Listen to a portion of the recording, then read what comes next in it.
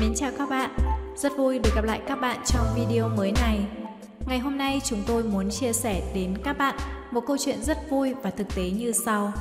Đó chính là câu chuyện về một chiếc cầu ở đất nước Honduras, và chiếc cầu này là chiếc cầu Choluteca. Đất nước Honduras vốn là một quốc gia thuộc khu vực Trung Mỹ, là nơi thường xuyên chịu tác động của thiên tai như giông bão và lốc xoáy.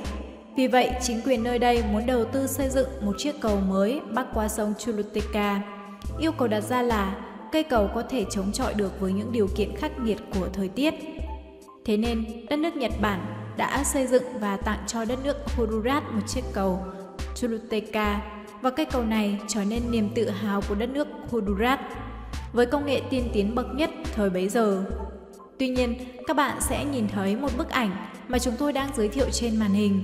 Sẽ có một nội dung mà các bạn sẽ thấy rất ngạc nhiên và kỳ lạ ở đây là cây cầu này mà tại sao lại không bắc qua con sông? Xây một cây cầu hiện đại như thế này để làm gì? Thưa các bạn, đây không phải là một bức ảnh ghép mà là một bức ảnh thật 100%. Vậy thì các bạn có thắc mắc không?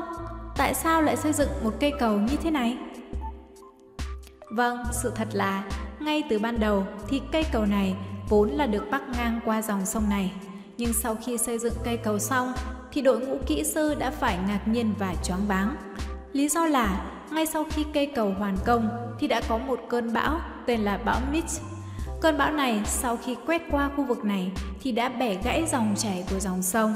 Và vốn là dòng chảy của dòng sông này chảy qua phía dưới cây cầu, nhưng sau đó thì đã rẽ và chảy theo hướng như các bạn đang nhìn thấy ở trên bức ảnh lúc này. Thế nên cây cầu này nổi tiếng với câu chuyện là cây cầu hiện đại bậc nhất, trở nên cây cầu vô dụng nhất. Cây cầu này cho chúng ta một nhận thức sâu sắc về bản thân chúng ta. Đó là dù chúng ta có tin tưởng vào tri thức và tài năng của bản thân, nhưng tại sao lại có những người mà không thể thành công được, hoặc có những người lại cứ thất bại mãi như vậy trong suốt cuộc đời mình? Đó là bởi vì chúng ta không tính được một yếu tố, đó chính là hoàn cảnh xung quanh, hay người ta còn gọi là thời, tức là ý thiên. Vậy thì trong nội dung về cây cầu này nhắc nhở chúng ta rằng là nếu như biết trước rằng sẽ có cơn bão và hoàn cảnh như thế thì liệu họ có xây cây cầu này hay không, và có đầu tư nhiều như vậy hay không? Chắc chắn sẽ có một phương án khác, phải không ạ? Nên cũng tương tự như vậy, các bạn cũng đang lên kế hoạch cho tương lai của mình.